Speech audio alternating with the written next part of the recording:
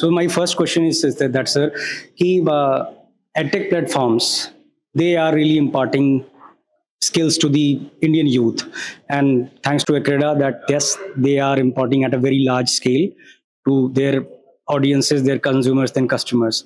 So how Accreda has devised any policy or any roadmap to tackle to impart skills to tier 2 and tier 3 cities of India?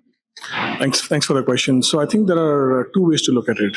One is, firstly, Accreda has created self-paced learning material, which means students can learn at their own time and at their own place of choosing, right? But we also have what we call hybrid learning. Okay. So a hybrid could be you could do self-paced learning for some, and in some cases you could do live Zoom sessions. Okay.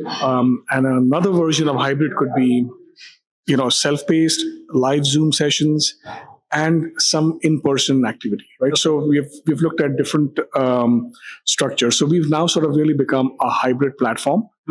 And the one approach that we've thought about taking to tier 2 and tier 3 towns is, of course, with self-paced learning, you have the opportunity to learn at a time, even depending on how the digital connectivity is, you can learn at your own time.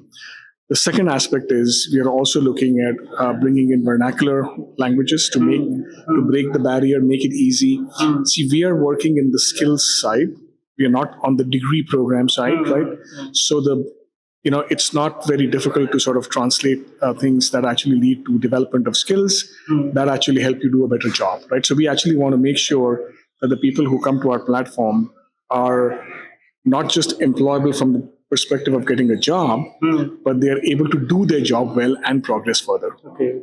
So when vernacular, first of all, thanks a lot for it, because many times it happens that local languages, they bolster those students to adapt those learning faster. So how they are taking help across the languages, how Accreda is taking in this regard in the languages part? How is so we've actually just started the process because we initially started with the tier 1 towns where English wasn't a problem. So in tier 2 towns, wherever we have self-paced learning material, it's not difficult to get that translated. So we're working on translating. Okay. The second option would be when we do in person, right? We would find somebody who's a local facilitator from their town who understands the student better, understands the learning style, and can actually be talking to them in dual language, right? I mean, we want to keep English as a medium of instruction, but we also want to make sure that English doesn't become a hindrance for learning. Yes, absolutely. Right? So we would find somebody local who could actually be from that place and understand the context and also speak the local language to get the point across. So, for example, one proof of concept we have is we are also working in the Middle East, and we've done sort of small experiments in Arabic language. Okay. So once you break in one language, you can take transferable lessons in other languages too. Okay. So that was a quite redolent one. So come from that. So if I take a liberty of asking that question, so that vernacular and language part, are Indian students better or the Middle East ones? So see, in India, we've got at least 14 languages in which you can actually study all the way through higher education. Yes. I would say that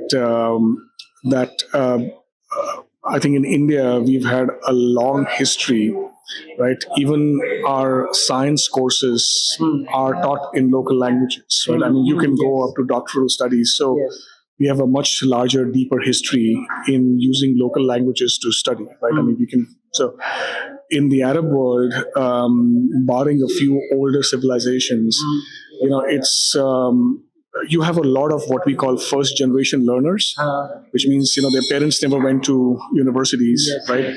In India, we've come out of that, right? I mean, we now have a lot of second generation learners. Glad to know that. Yeah, the parents have gone, to colleges, so it becomes easier for them to understand. So absolutely, I think in India we've got far more depth in the local languages. So what future do you see of?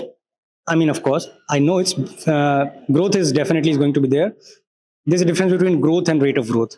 So how do you see rate of growth of EdTech, especially of Accreda, in the coming 5 years, 10 years, somehow they become more wider ambit.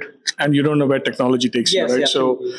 now with AR and VR coming into the picture, what we are doing today could become irrelevant in a few years. So we have to Yes, always play yes, catch up with yes, technology. yes. I'd say that the demand for using technology to further the cause of education is absolutely here to stay, right? It's not going to go back.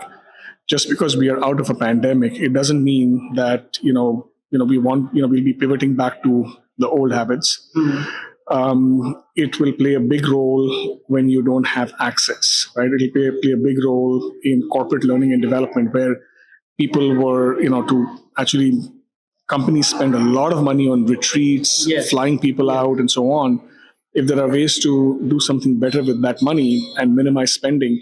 So, from the work that we are doing, we feel that this is here to stay. The growths, I think that we'll be growing, multifold over the next 5, and I would say even dare to speak 7 to 10 year horizon, right? I think this industry is really, really booming, and we have to sort of be thoughtful that not everything can be done online.